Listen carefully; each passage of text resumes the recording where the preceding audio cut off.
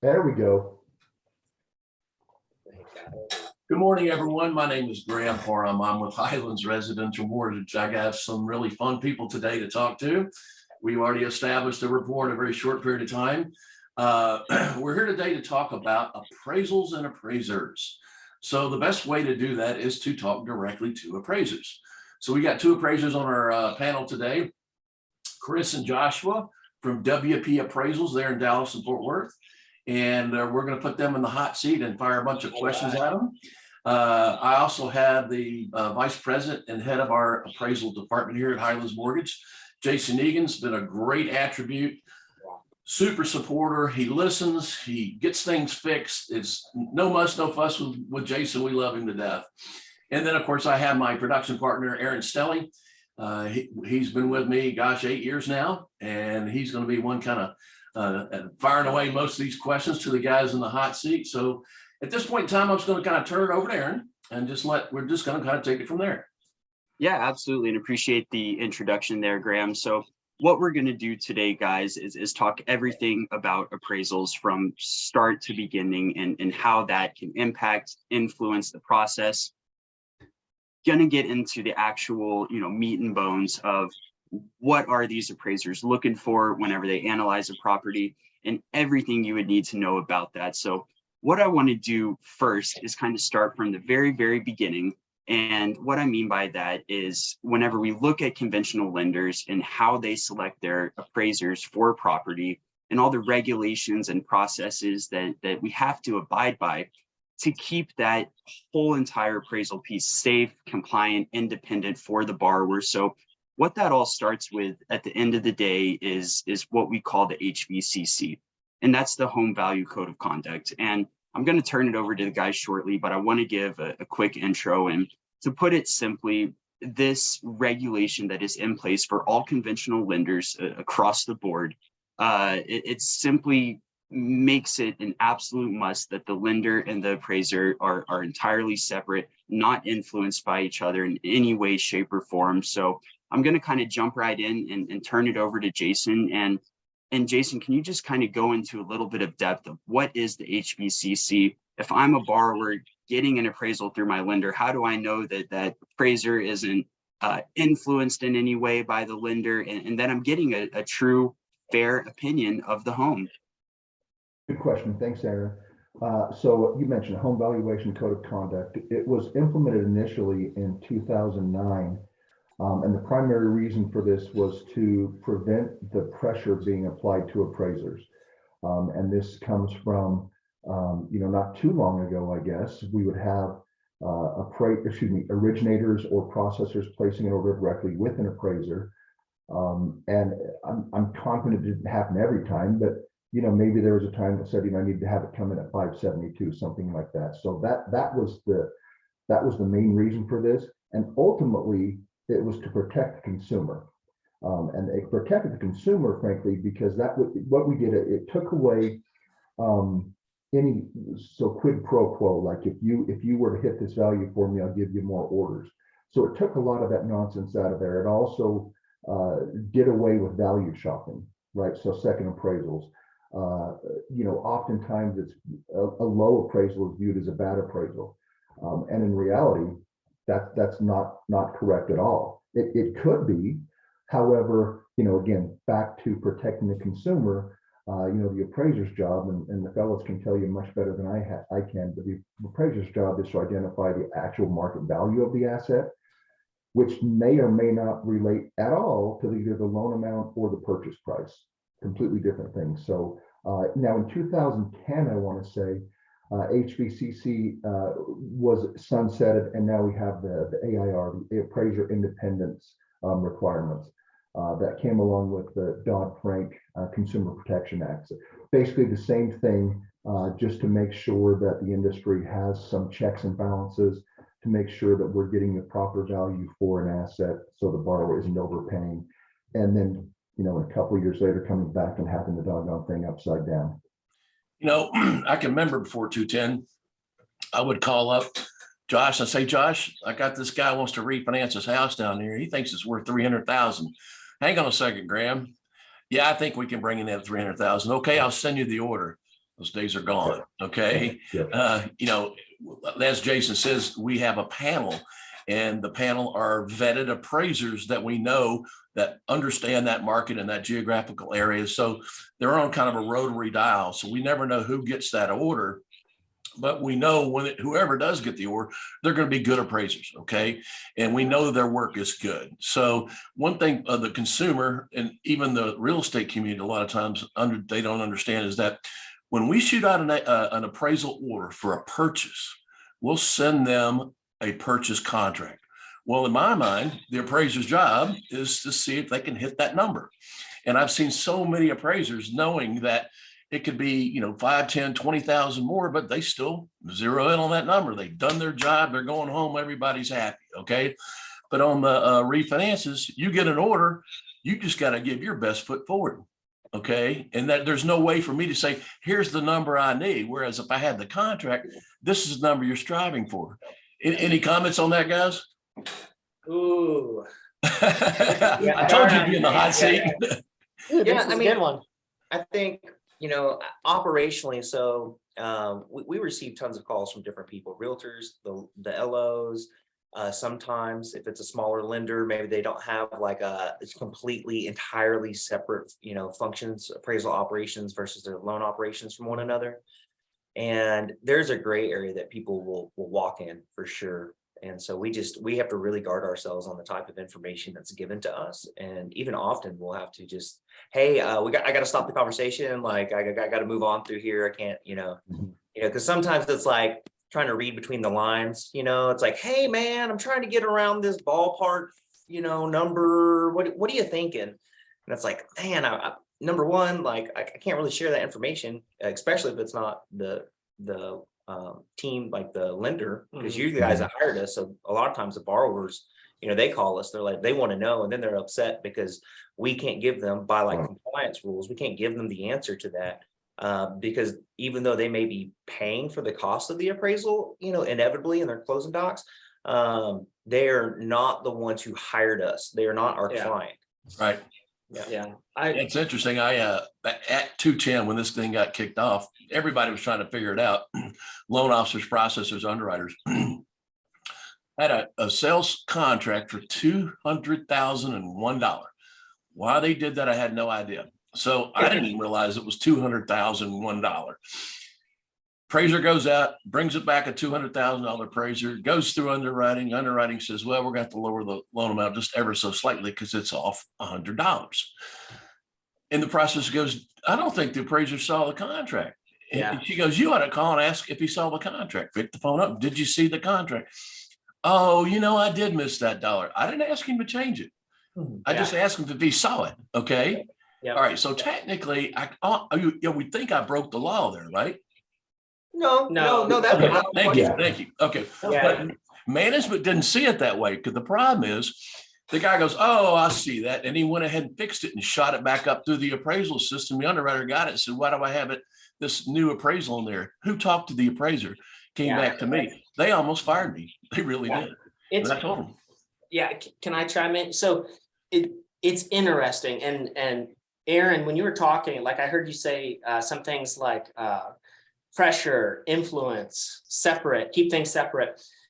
So our firm here, we're a growing firm. We've got 20 some plus families and probably double this year even. So we're very passionate about trainees.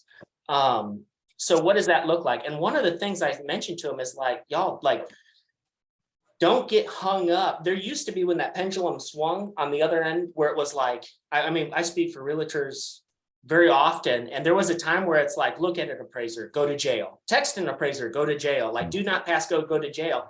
And just trying to separate that, that myth where it's like influence, and I wrote this down, influence is very different than information.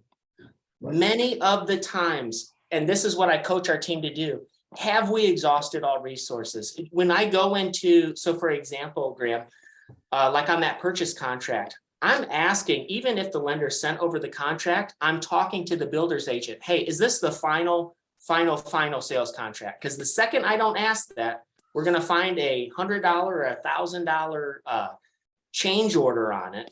And it just, it throws a wrench into the situation where it doesn't have to be. I might have appraised that originally and it fell within the range, but by all means, I'm not going to miss by $100 or $1,000.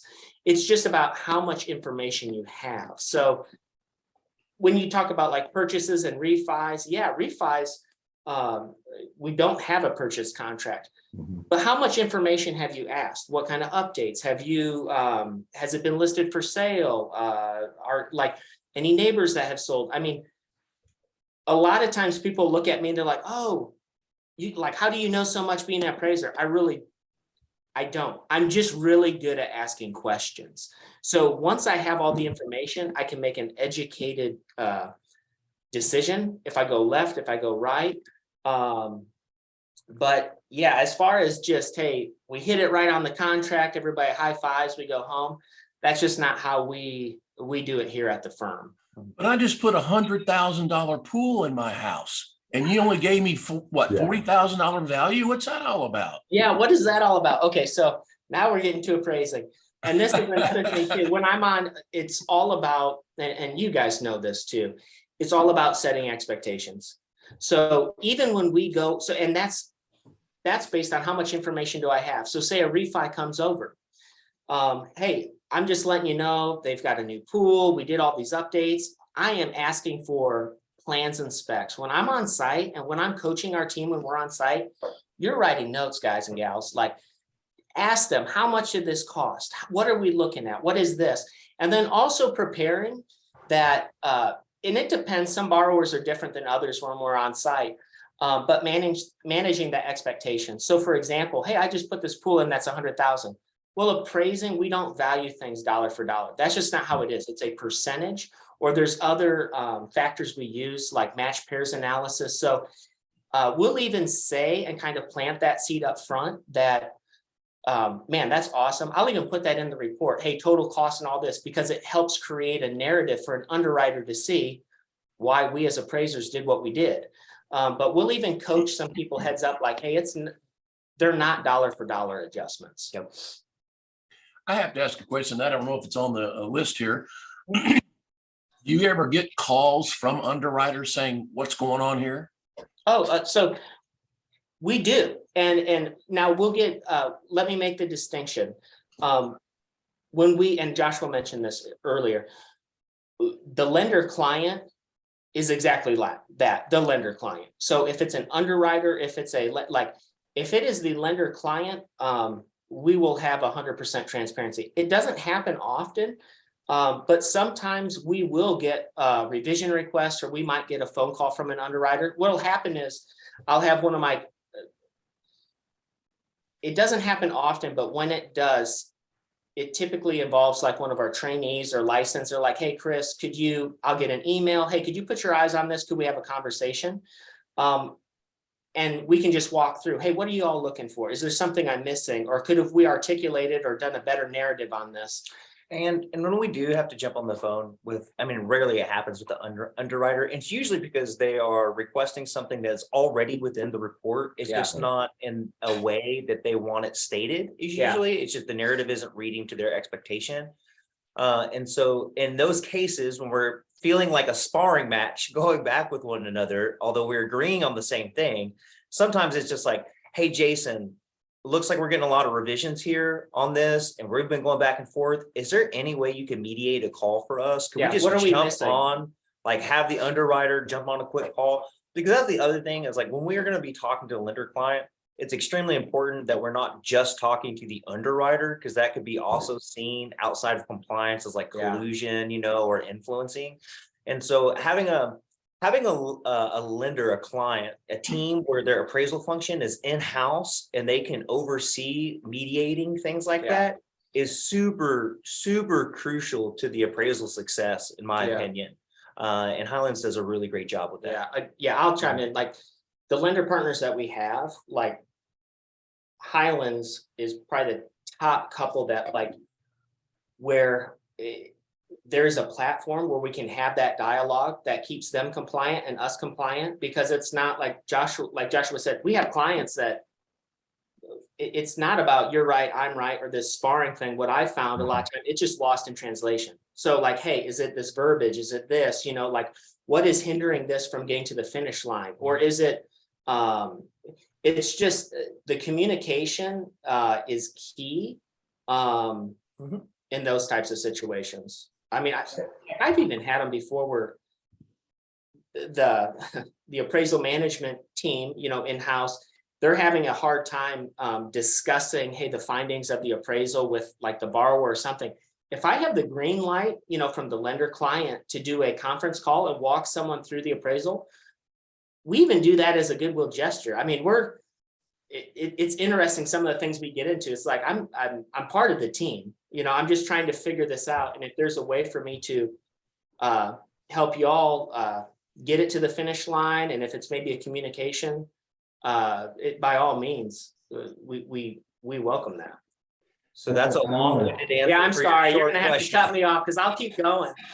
Go Well, for it, I Aaron. wanted to say something too. We love that, guys. That's exactly what we're on here for, is to get behind the mind of an appraiser and just kind of learn. Not And our all appraisers borrowers, are like that. I'll tell you that. Not all take that extra mile, but that is what we're grooming here. And that's why it's critical to have really good partners in that market, because I say you can low cost shop all you want. And you know what? It doesn't matter if you saved $1,000 on fees here, if your family is homeless a week before closing. And I've seen that, like, it doesn't matter. It's all about relationships. So. and I'm so glad you brought up that point, Joshua, because that kind of leads me to my next question here. And clearly by now our viewers can probably tell, like, wow, I wish, my home was maybe in the DFW market and these guys, but going back to how me and Graham are in 28 states nowadays and have clients and markets all across the country.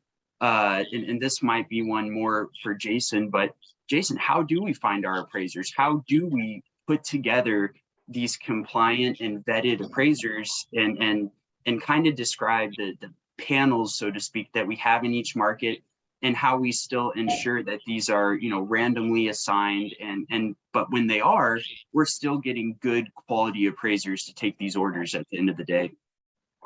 Sure. Let me also, before that, I wanted to say that you're exactly right. Again, anybody who's watching this, you can see these fellows and really everybody at WP Appraisers is consistently going above and beyond, which is, to your question, Aaron, if I could put these fellows on a plane and just shoot them everywhere we have an order, I would absolutely do that. Right. They really do go above and beyond. So they make this job a lot easier. But as far as, especially with yours and Graham's group, what we do if we find out, if Graham were to call me and say, hey, looks like we're going to open up, we've got some deals in Kansas City, something like that.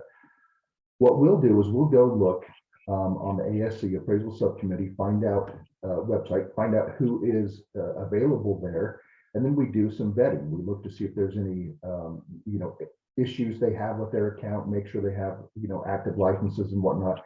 Then we reach out. We have an appraisal application form, pretty basic, but we want to know their information. We have them send us their resume. We have them send us a couple of reports to review, and then what we do, we bring them onto the panel.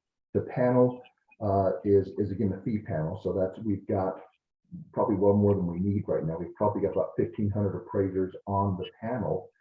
But what we do then too is we bifurcate that or break it down further to say, okay, so in the Kansas City area, based upon either past work they've done for us, or in some systems, we can see a rating for past work they've done for other folks, like on-time percentage and such. So we take those things pretty seriously, and then we put them on what we call a branch panel.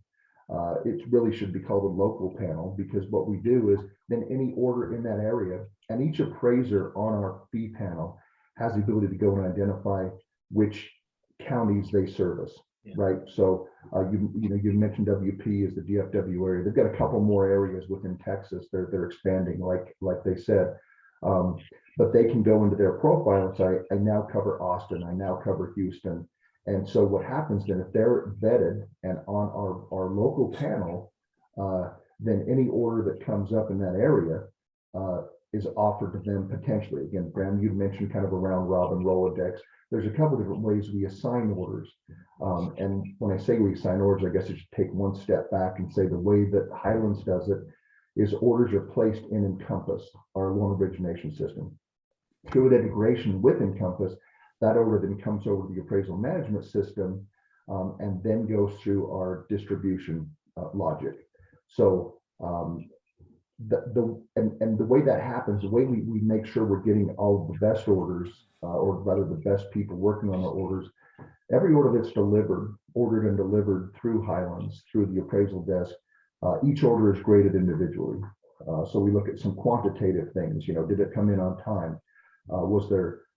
Did it come in, was it accurate? Did I have to send it back for revisions and whatnot? And then there's qualitative pieces like that. Like, did I get any complaints from the realtor? Did I get any complaints from the borrower? Did the appraisers not wear pants? That's only happened with 2 times with you guys, but so we're fine with that. But so we grade every order, and then on a monthly basis, what we do is we trend. So we look at every different branch panel and say, hey, you know what? WP Appraisers is still at the top. They're going to stay. But every month we go through, and sometimes the bottom couple move off. So it's like the practice squad, right? We may elevate somebody from the practice squad just to make sure that we're constantly monitoring and making sure we've got the best and the brightest doing our work. Yeah, 100%. Yeah, I love that piece of that, because, while you go through all the effort to identify them, the fact that we're continually kind of grading them and keeping up with them keeps them sharp for our borrowers, which is great. Now kind of jumping back to Joshua and Chris here. I know this is an extremely broad question, but kind of take us through start to finish, kind of the main pieces when you get assigned a report. What are kind of the main things an appraiser is looking at? I'm talking comps, the actual physical attributes of the home, maybe some recent improvements, upgrades. I know we kind of touched on the improvements slightly, but what all at the end of the day goes into determining these values? I think a lot of borrowers at the end of the day are just kind of curious as they kind of gauge deals and try to kind of guesstimate maybe what that'll ultimately be appraised for.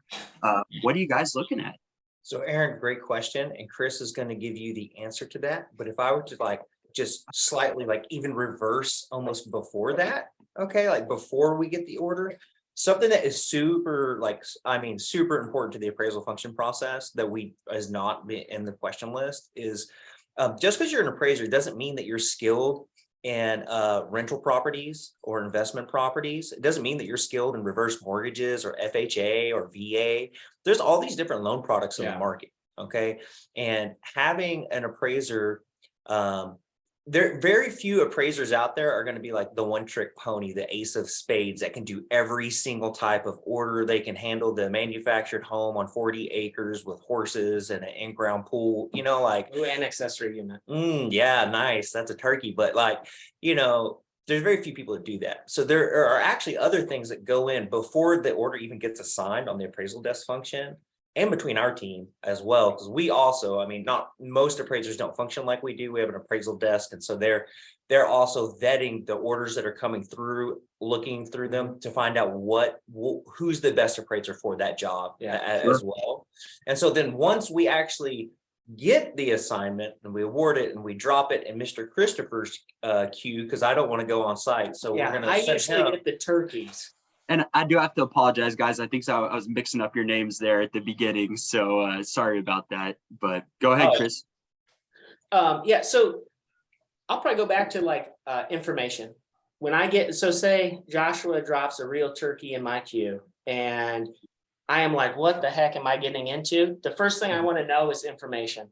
Sure. I'm calling, if it's listed, I'm calling the realtor. Hey, how many, especially in this wild market, let's just take this for example. It's a purchase.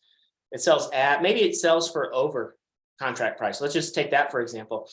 I'm immediately calling the realtor. Hey, how many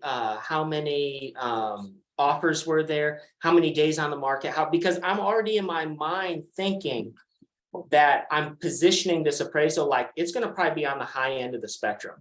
But you know what? If it was actively marketed and I can demonstrate that, hey, there were 5 above offer price actual offers, that helps me create that narrative with my report. So before I've even gone on site, I'm already going through that. If it's a new, let's say it's a new construction, I'm contacting the builder. Hey, I noticed, which we have really good relationships with a lot of these builders, actually access to some of their internal portals where we can like get into their sales contracts and see sales that aren't even posted on the MLS. Because that's one thing we've noticed too when we do review work. Someone couldn't get to the finish line, and it's like, did you ask them about the house next door that Timmy and his wife is living in? It just sold. Yeah, but I don't have that information. A lot of the times we can even use that information from the builder's site when we have the closing doc. So really it is playing Sherlock Holmes. I'm looking at that neighborhood, and this is before I even go out on site, honestly. So in my mind, I'm like firing on all 8 cylinders. What am I looking for? What am I getting into? Sure. There's no surprises. We joke, people like to be surprised on their birthday. People like no surprises when it comes to closing on their home. That is not fun. So I'm figuring all the information I have. I might even actually know the comparable sales I'm going to use prior to me going on site, to be completely honest with you. Now, when I go on site, I'm confirming what I assume to be true. Meaning, if I'm looking at pictures online, or if I'm looking at the quality and condition, I'm going on site and verifying that that is actually true. I'm confirming gross living area. That's another thing. Don't always assume, and this is something I coach our team all the time, just because a realtor put gross living area as XXX does not mean it's the same thing. I have seen things added into the GLA that I have no idea. So that is a big thing that we confirm. Make sure that the gross living area is spot on. Make sure the bedrooms and the bathrooms match up. And then for us, it's if I'm just walking you through the process, I had it this morning even. Man, I'm at like, a lot of the times the people are there. I'm excited. Man, where are you all moving to? Oh, you just sold this house in Plano. You're going to Lucas. That's so great. Tell me about the house. How long have you lived here? Like, I'm trying to understand, like, was there a reason you had to sell this home? Or is this actively marketed? How many, even though I asked the realtor, I'm asking them too, hey, how many offers did you guys get? Like, what didn't I ask? A lot of the times I'll leave a property, I'm like, what didn't I ask? So once I have all that information, and typically our site inspections, the guys and gals razz on me because they're like, man, you could do that in 15 minutes, but I'm there like 45 minutes an hour just because I love, getting to learn about people and learn about the home. And it helps me create a more accurate report. Bring that information back here. We are, a lot of the times I already know the comparable sales I'm going to use. I start putting it in because I've done the research up front. I go into the sales grid. I start putting in the comparable sales that would most accurately represent that property, and also aligned with what the market is saying. Meaning, hey, even if it is on the high end of the range, and I might be still within my with my appraisal standards, so I create an unbiased, defendable, sellable loan. Sure. That I'm covering all my bases. So if I bring it in over contract price, I can demonstrate why, and I can show you how many additional sales. So once I have that done, if it's a real turkey, we've got some awesome staff here that one thing I say often is it's a fool who has no doubts. So I'll have some of our senior appraisers here. I'm like, hey man, can you put your eyes on this? Hey, I'm thinking this, did I miss something? We go through an E&O. We have other internal quality control metrics we do, and then we pop it off. Now, let's say if it is not going to be good, or it's something different than even what the loan officer thought, we have protocol set in place that we can still stay compliant. But again, remember I said no one likes surprises. We can reach out to Jason's team and document, that is the appropriate protocol, but start giving them heads up. And even asking if I know that this is something different than what the loan officer knew. Sometimes I'll even go back to the realtor and I'll make sure I exhaust all. Like, how did you price this? And y'all be amazed. Sometimes the when I'm scratching my brain and I have no idea, and I'm like, I think I'm losing my mojo. What is going on? And you go down that rabbit hole and the realtor finally says, oh, I just threw a price on it. Now I can sleep better. But we still have to go through the protocol of like, hey, let's prepare both parties, and maybe there's something different, because we still have, it's one thing if you want to pay money for a house. What's a house worth? Throw a number at it. If you're paying cash, it's worth that. When you're using other people's money, it changes, and it goes both ways. So from our standpoint, we still have to protect our lender's interest. A lot of times too, I might not have the answer you want, but that loan officer will come back and the borrower, and they might even be, you know what, we thought it was overpriced too. Thank you so much. That would have been a horrible decision. So I'd like to ask Jason a question. If appraisal came in and you guys review it before it gets to underwriting, is that correct? Correct. Okay. So you'll do a preliminary review, the underwriter does a review, and then off it goes. We sell the loan. Whoever buys the loan, they're going back and looking at that appraisal as well. Okay. But then we also have Fannie Mae coming into our house once a year, looking at all these appraisers. Okay. Yep. And if we tainted and flawed one, we better have a real good reason to do just that. Can you talk a little bit about that? And really more so the even today, I mean, how long has HVCC been around? Over 15 years now or so? Yeah, More? dozen years, yeah. Even today, real estate agents still don't know what that means. And when they say, well, just order another appraisal. no, it's already been dinged. Yeah. Yeah. So let's go through that rebuttal process, if you will. Right, that's a good question. So if it does come in, again, there's a couple of ways we may find it. So one of the tools we use, there's several tools that we use. One, first and foremost, is probably collateral underwriter. When an order is submitted, or conventional order is submitted, it goes through and it identifies the CU score, right? Collateral underwriter score, and that assesses risk on a scale of 1 to 5, 1 being low risk based upon their algorithms and whatnot, and the information they have, right? Fannie has a ton of information, market data, market-driven data and whatnot. So there's a couple different types of reviews. So anything over 3.5, we review it pretty in-depthly. We go in, we make some comments in our loan origination system to make sure that the underwriters are aware of this. And we look at the CU, or the direct underwriter, to identify the comparables. So we do a lot of comparison between the information we have.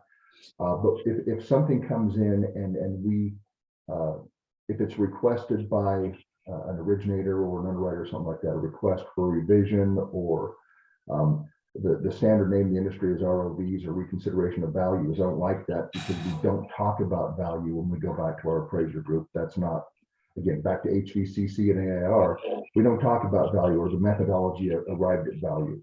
So what we do is, if somebody wants to rebut or get a revision, they fill out an internal form, secure form, they give us all the information. So back to what Chris was saying, information.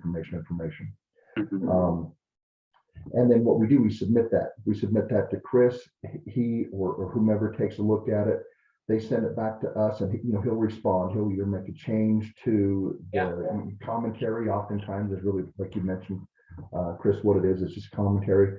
Make it change the report, resubmit it, we send it off. And that's how most of the revisions work around. Now, if for whatever reason, and I won't mention Chris's or Joshua's name here, but because it doesn't happen with y'all, but if for whatever reason we send information to the appraiser and he or she says, nope, I don't think that's right, or else I'm going to stand by it, that's okay. Actually, we like it when the appraisers stand by what they've provided, right? Because other professionals have gone through and done all the work. But if we identify, if a realtor or originator or even the borrower or something like that will let us know, hey, I don't think he or she did this right thing. So when we talk about flawed and tainted, that's a credit decision within Highlands. But what we do, we gather the information as much as we can. And a couple of things that get you sent to the front of the line for flawed and tainted is any type of fraud or misrepresentation of data, right? We have validatable information, either it's public record or something like that. Again, we compare it to Fannie or And if that's wrong and they're not willing to change it, that's when the things get identified as flawed and tainted. So Graham, to your point, yes, there's a pretty long list of things that we researched, decisions that were discussed and decisions that were made to finally get to a point where a report is deemed flawed or tainted. If it is, a second appraisal will be authorized, not to be paid for by the borrower, because they didn't have any part in this, right? This is something the lender has to do. So Let's say, I'm sorry, Jason, I didn't mean to interrupt. Go ahead. No, it's a pretty long drawn out process. We take the flawed and tainted pretty seriously because back to our ongoing score of our appraiser, our fee panel, that holds a lot of weight for us. If for whatever reason, especially again, if it's fraud or something like that, those are the times when it can be validated that it's fraud or misrepresentation.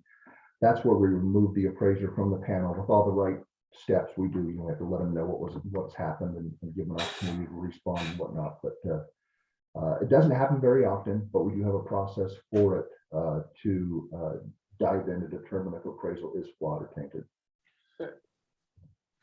Awesome. And Jason, you kind of talked briefly there on the risk scores that get delivered with, and I'm kind of backtracking a little bit, but these risk scores that get delivered with every single appraisal report that is submitted, and it's that 1 to 5 scale. And I want to dive into a little bit more depth and kind of touch on what we call in the industry the AVMs, the clear capital reports, and to put them in kind of my loan officer jargon.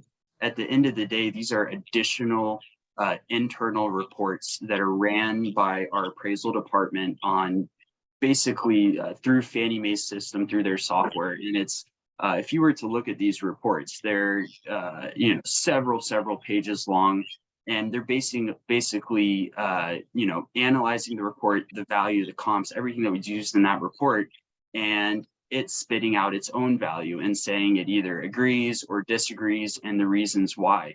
And I think it's really important for our borrowers to understand, we spend a lot of time talking about all the due diligence that goes through us even finding an appraiser to use. And then we heard Chris and Joshua talk about, the amount of depth that they go into these reports and the amount of information gathering. And this is just another, even after the appraisers turned in, these are 2 other reports that are taking essentially, all data available and justifying that value or disagreeing with it. So what's the whole deal with kind of the clear capital reports, the AVMs? What's your take on those? That's a good question. And it's a bit of a hard answer. We tend to try to stay away from AVMs. And I'll tell you why. AVMs are just a really complex math problem with public data, right? So, and that's like if you were to look up your Zestimate, your Zillow estimate on your home. It can be a good tool if you want to know, based upon public data, what you think your house is worth, or what they think your house is worth, excuse me. With an AVM, one of the largest drawbacks of this is they can't assess condition.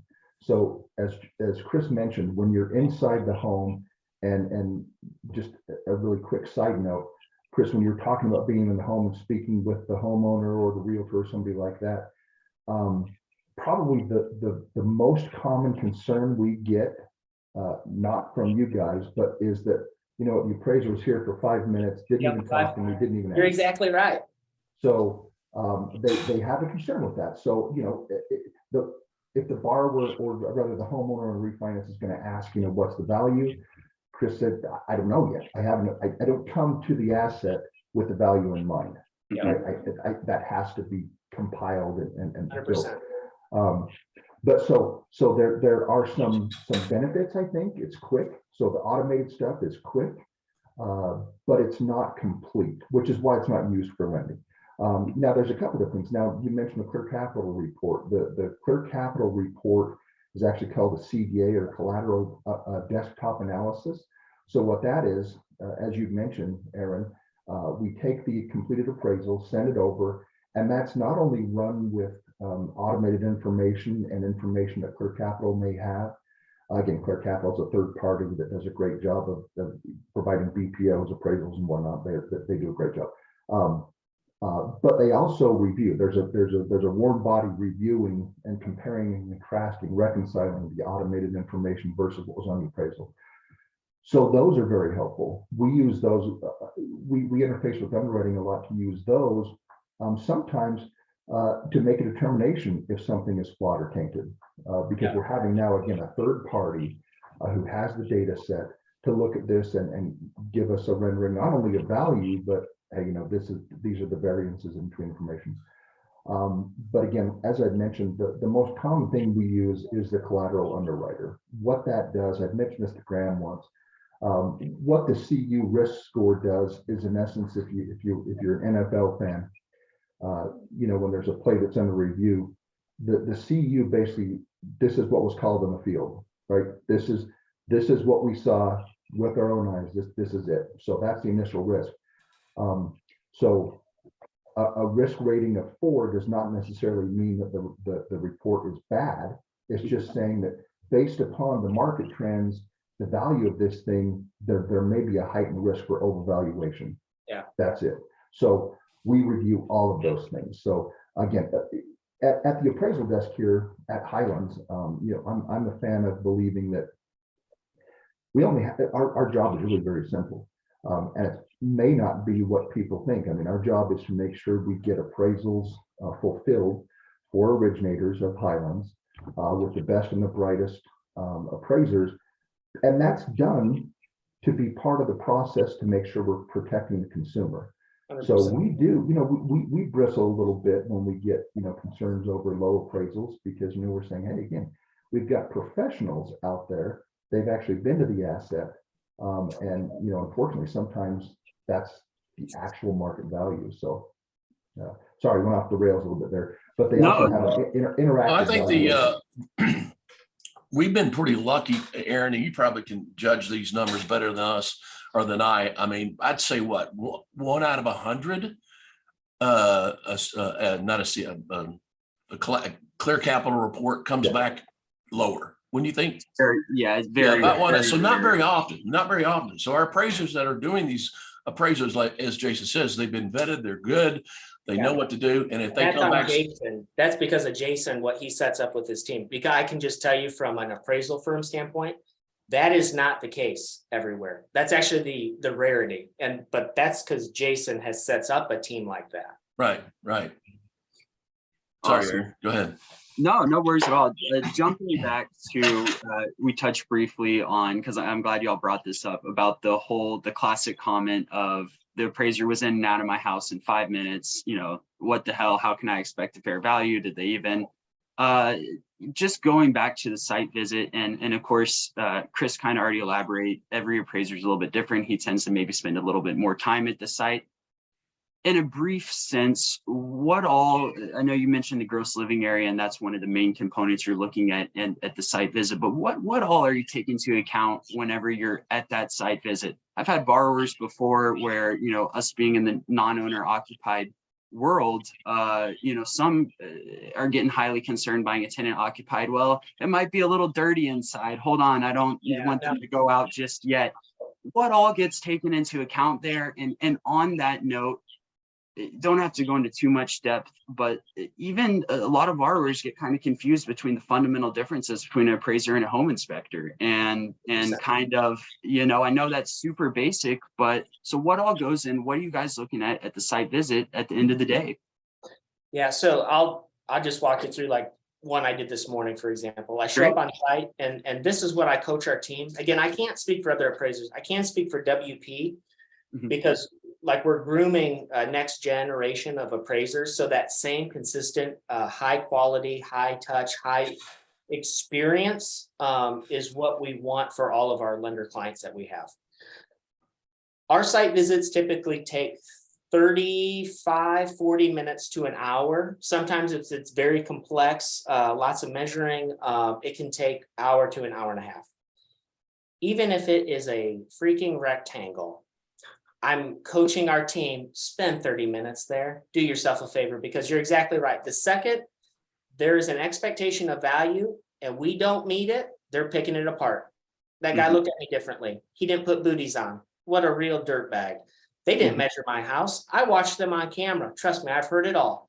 So I mean, it is and that's just part of us protecting our license. It's protecting and just keeping that high professionalism and still creating that need for appraisers, because there is a need. So we get on site, I'm taking pictures. First things I do, I take a front on picture. I'm going down the street. I'm looking at neighbors. I go up to the door. I introduce myself if they're there. This morning they were.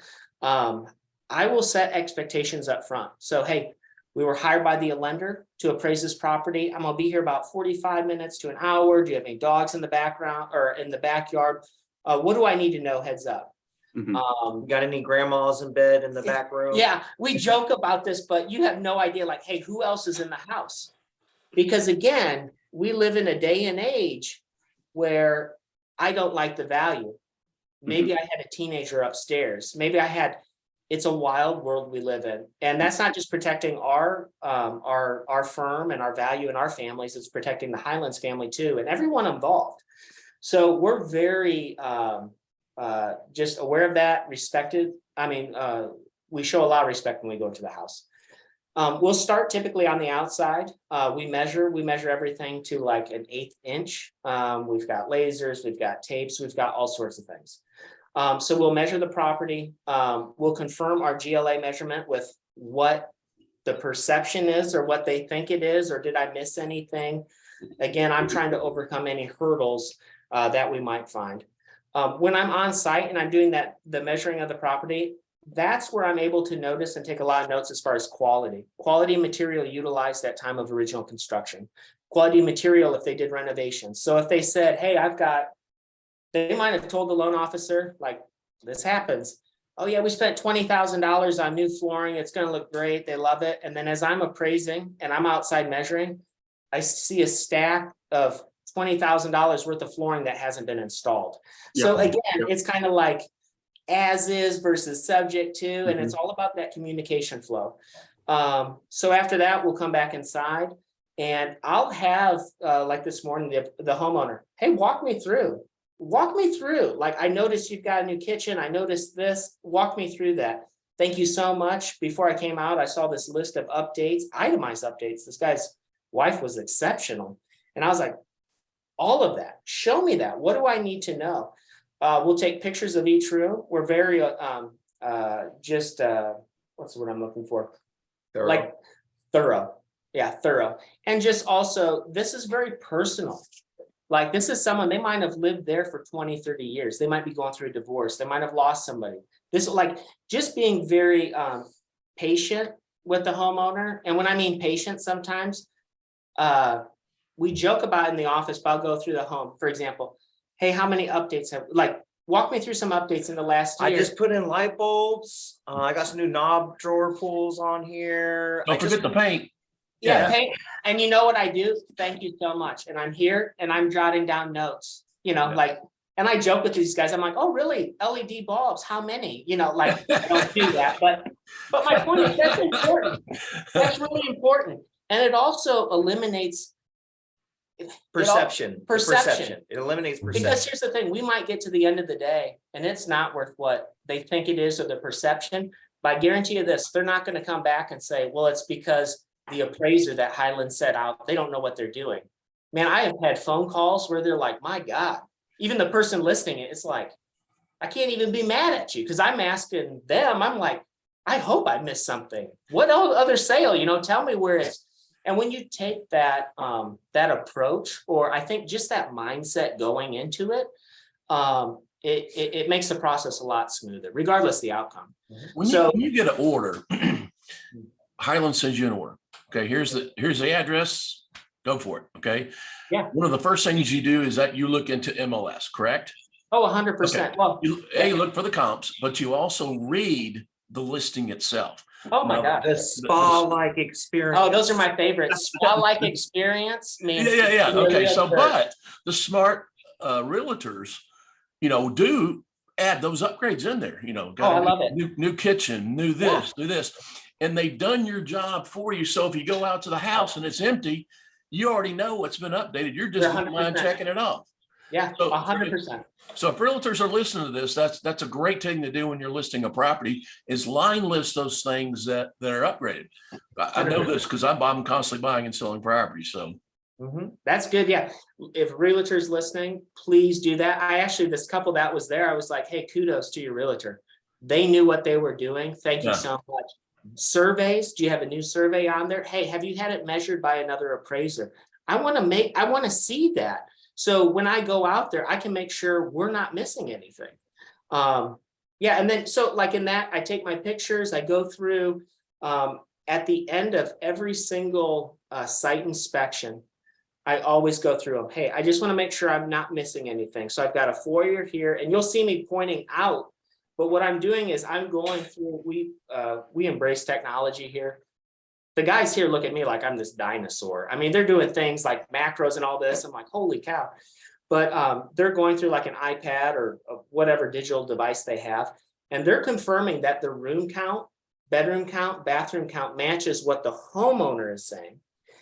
And in their minds, they're also making sure that jives with what the listing is saying. So it's like a dance. And then when you're done, we get back and we type that sucker and we get it back as soon as possible because I'm on to the next one. We're extremely efficient. That's awesome. That gives great detail. We appreciate that. So Graham kind of mentioned the comps a little bit in the database, and we don't have to go too far into this because I know it does open a can of worms. But we've had, numerous times in the past where maybe a value is not met, or maybe a value is met, but maybe that borrower is hoping for a higher value, refi, whatever. At the end of the day, simply, where do you find the comps? Do they have to be on the MLS database? Can, their recent sales considered? Just what are kind of just the real basics on that? Because a lot of times in the past, we've had borrowers that maybe, want to use a comp, but it wasn't in the database. So it's out of the question. What's the whole deal there? Well, I think 1,000%, number one on this, take a stab, is like, number one, know the neighborhood, man. Have a working geo competency in that neighborhood. Yeah. A lot of people who engage realtors will use a realtor who's an amazing realtor. Okay. But they may not understand the actual neighborhood.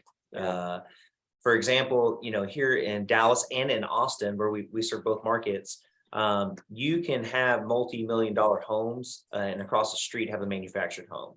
It's still the Wild West out here sometimes, and so understanding the geo competency, like actually having an appraiser that knows the neighborhood.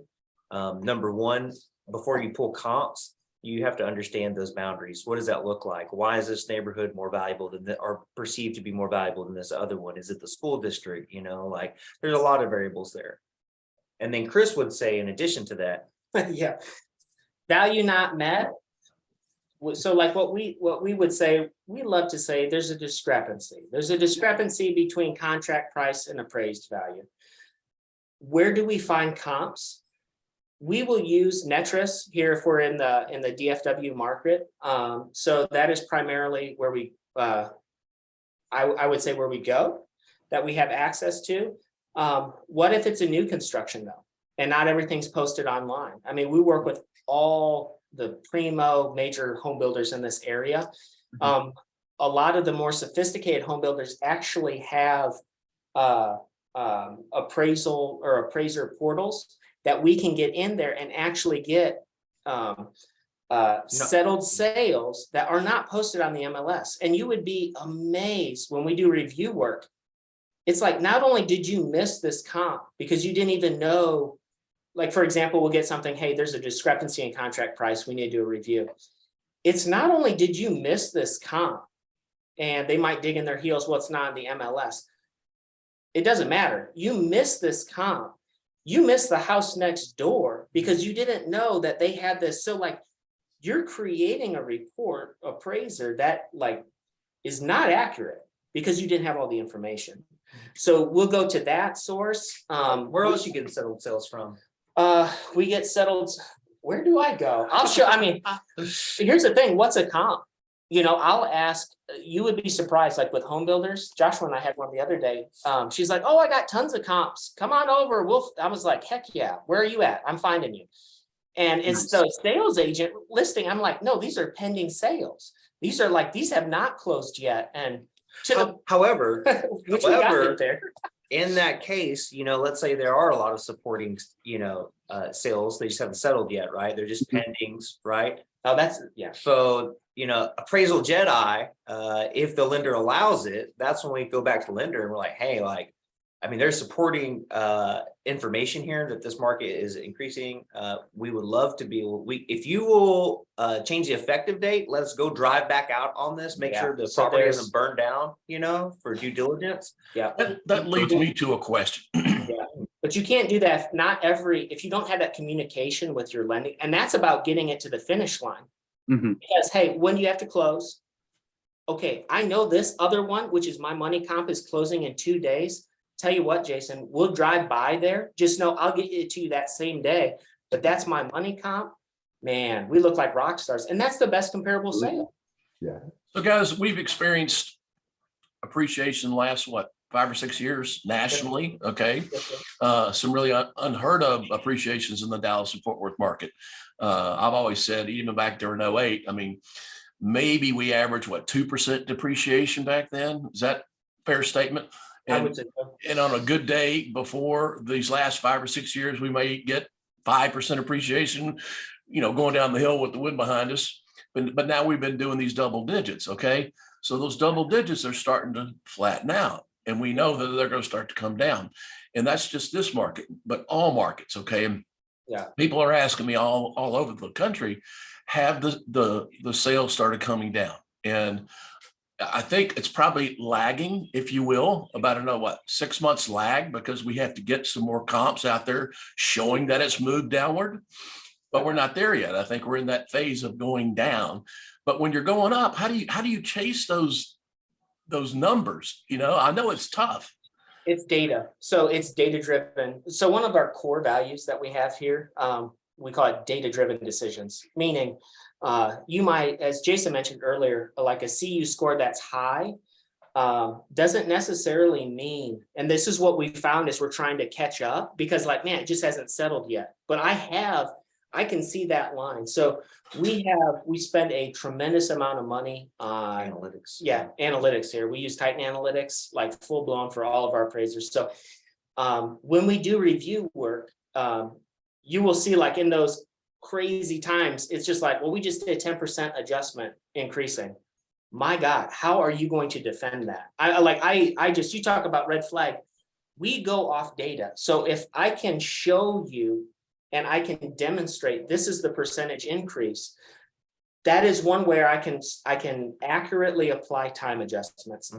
This also gets into in certain neighborhoods, especially here in DFW, we would have, I would call it everybody's waiting each other out. You have this 3 cluster of $1 million homes, and they're like, man, I'm going to have Bill down there close. And someone's always going to take one for the team. But the second that guy closes, the next 2 close. So we do the best we can to understand, what do I want to say? Understand that we have the best comps. And if that means hey, if y'all are willing for us to change the effective date, I know it's closing here. But in those times where it's man, this is a money comp, I know it's going here. A common misperception is that you cannot appraise a value of a home above any unadjusted sale you have. That is not true. In very rare circumstances, when I have rock solid, and I mean rock solid information that, no, this property is going here, this comp is identical. It's actually would make the value of this one, $50,000, $100,000 more. When I have rock solid information, we will appraise it where it needs to be. Now that is the exception. But even then I might pull another sale from a different neighborhood or something that's unadjusted to still get it there. But we will go based on data. Yeah, But that's not what Zillow said. So Zillow, this is what let me just finish. This is so great. Not every state is and I've had this, and this is about setting expectations. Texas is a non-disclosure state. I'm from Iowa originally. Iowa is not that way. You can get data. Hey, this guy sold this trailer for X amount. Now I got a farm over here for this. It's all public data. Texas it's a non-disclosure state. And I've had this before where you go into a manufactured home and it's like, well, Zillow has my trailer at 300,000. And I'm like, oh, good Lord, because those prices aren't posted online. Zillow does not have access to that. So in some states, much better, but man, if I had $1 every time Zillow says this, ooh. Yeah, that's interesting. Y'all bring that up because that was one of my kind of ending questions I wanted to get to is just what's y'all's general take on Zillow, Realtor.com for just kind of a borrower, getting their feelers in on maybe I want to refi my property out in Ohio. Maybe it's just take it with a huge grain of salt, I guess. I can't speak for Ohio. I can speak for Texas and here. And I can speak from specific, these are on like refis typically. There's going to be a lot of disappointments, especially on unique homes, especially like it's all dependent on data. Well, A, it's a non-disclosure state. B, you have a rural property. And down here, like Joshua mentioned, it could be the Wild West. You might have a castle and then a manny and then a dome home and then someone does a sod. Like it really is not. It's more accurate in certain states than others. So Jason used the NFL, metaphor earlier. And to end this on a super high note, I'll probably use a really sad metaphor. Yeah, tell them about the death. Just real sad one. Okay. Essentially, if you have cancer and you are using a teledoc, they're not going to be adequately able to treat you. They're just not going to be able 100%. to. They don't have all the context. They are not able to be in your environment. You're not going to be able to use their equipment. Much in the same way, and even automated value systems, okay, like they're still pulling data sets from places without having us boots on the ground. Yeah. Until computers, and one day that'll happen probably. Okay, one day, we're just not there yet. Till computers can understand, or people, or the computers, the AI can understand like a human does as far as quality and condition, context, okay, until they can fully understand those things, those numbers, man, that's like just putting your thumb in the wind. Yeah. It can be a ballpark, it can be an estimate, but if you get tied to that idea, like if I go on right now and I type in my address, I'm like, ooh, I think I can get 200 over what I paid for on my house if I sell it right now. I'm going to be gladly mistaken when that appraiser comes out. Yeah. Like I can't get tied to that. That's an excellent analogy, guys. I can't begin to thank you how much we really appreciate you having me on our show. Thank you. Today. Yeah. I just hope appraisers, real estate agents, all the people that really need to hear this webinar to listen. I hope it goes viral for whatever reasons, because the more people understand what we've done today, it's going to help everybody. And I just want to thank you so much for giving us your opinions about this. Jason, you're a great supporter. I just want to wrap this up. Thank you so much. And if you guys need any additional questions answered via Chris or Joshua, just give us a call here at Highlands at 855-326-6802. I'll get you in touch with those guys. You can ask them all the questions you want. If you get an appraisal from them and it's low, I'm not going to give you their number. Okay. So listen, I really appreciate this, and I hope you guys have a great day. Thanks so much. Thank you. All right. Take Thank you care. so much, guys. Take care.